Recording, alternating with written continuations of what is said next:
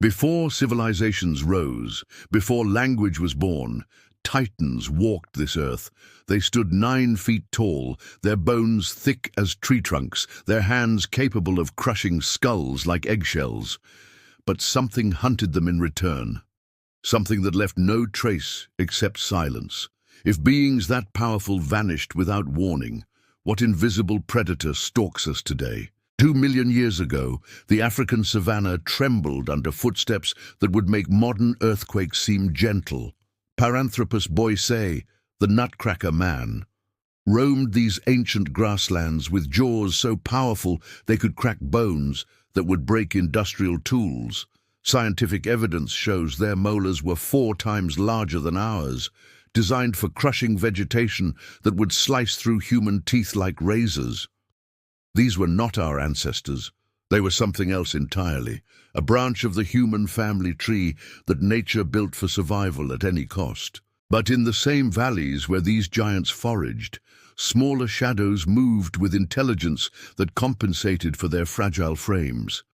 Homo habilis, our true predecessors, watched from the darkness, their minds already crafting tools while the giants relied on brute strength alone.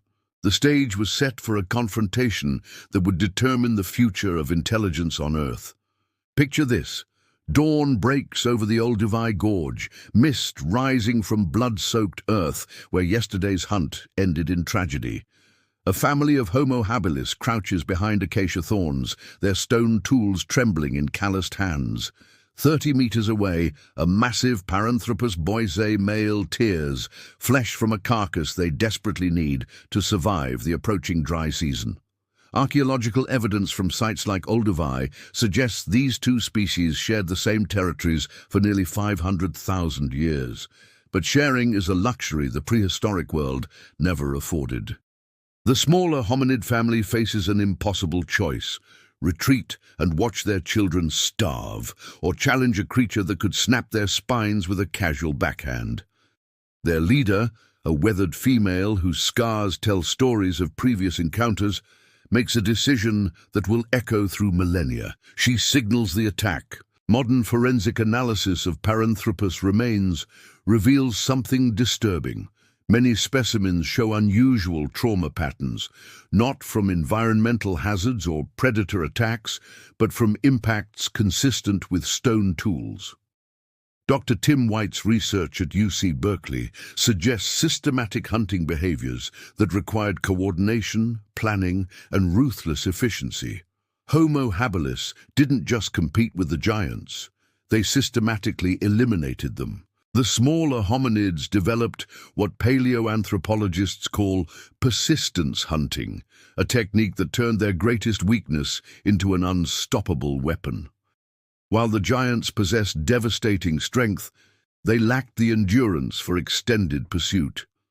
Homo habilis could track them for days, wearing them down through psychological warfare and coordinated ambushes. But the fossil record reveals something even more chilling. Carbon dating places the final Paranthropus fossils at approximately 1.2 million years ago, precisely when Homo habilis tool technology reached its most sophisticated levels. This isn't coincidence. It's evidence of the first genocide in human history. Imagine the last giant, alone in a world that no longer belonged to their kind. Every watering hole watched by patient eyes, every safe shelter already mapped by minds that thought generations ahead. The thunder of their footsteps, once a sound that commanded respect across the African plains, now only announced their location to hunters who never forgot, never forgave, never stopped. In caves across East Africa, archaeologists have discovered mass burial sites containing Paranthropus remains, showing systematic butchering patterns. Not for food, the cut marks are wrong for consumption. These were killings for the sake of killing, elimination for the sake of elimination. The gentle giants who could crack nuts like we crack knuckles were methodically erased by creatures 1/3 their size. Homo habilis succeeded not through superior strength, but through something far more terrifying: the ability to imagine their enemy's total extinction, and the patience to make it reality. If our ancestors could orchestrate the complete elimination of beings they lived alongside for 500,000 years, what does that tell us about the darkness that lives in human intelligence itself? Next time, we'll explore how this prehistoric genocide shaped the predatory instincts that still drive human behavior today, and why the techniques our ancestors used to hunt giants remain embedded in our survival programming. The blood of giants still stains our DNA. Every time you feel the urge to destroy what you cannot control, every time you systematically eliminate threats before they fully manifest, you're channeling hunting instincts perfected 2 million years ago. The question isn't whether we inherited our ancestors' killer instincts. It's whether we can recognize them before they consume us too. What if the greatest predator on Earth has been staring back at you from mirrors your entire life? Neuroscientist Dr. Richard Wrangham's research at Harvard reveals disturbing parallels between Homo habilis cranial development and modern psychopathic brain structures. The same neural pathways that enabled systematic giant hunting show enhanced activity in individuals who demonstrate strategic empathy, the ability to understand others' emotions purely for manipulative advantage. Our ancestors didn't just kill the giants through superior technology. They killed them through superior psychological warfare. Fossil evidence from sites like Kubi Fora shows Homo habilis camps positioned at strategic choke points along Paranthropus migration routes. These weren't random settlements. They were calculated trap systems designed to funnel prey into killing zones, demonstrating planning capabilities that required months of preparation and social coordination. But here's what makes your skin crawl. Modern military strategists use identical positioning techniques, the same spatial intelligence that helped our ancestors orchestrate species-level genocide, now guides contemporary warfare, corporate takeovers, and social manipulation. Paleogenetic analysis reveals something that challenges everything we thought we knew about human nature. Homo habilis populations actually declined during the period when they were eliminating Paranthropus.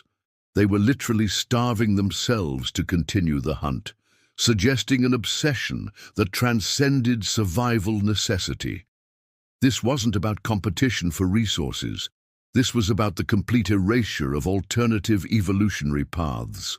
Dr. Sarah Hurdy's work on cooperative breeding behaviors shows that Homo habilis developed unique child-rearing strategies during this period. Young were trained from infancy to recognize Paranthropus as existential threats requiring immediate elimination. Children who showed hesitation or empathy toward giants were abandoned or killed, creating selection pressure for increasingly ruthless predatory instincts. The genocide became generational, systematic, inescapable. Walk through any major city today and observe human behavior patterns. Notice how individuals unconsciously position themselves to maintain territorial advantages. Watch how social groups systematically isolate and eliminate members who demonstrate different cognitive approaches.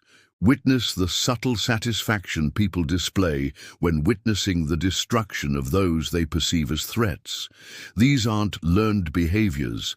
They're genetic echoes of a genocide completed 2 million years ago. Recent studies in evolutionary psychology demonstrate that humans possess unconscious pattern recognition for identifying outsiders within 0.3 seconds of visual contact.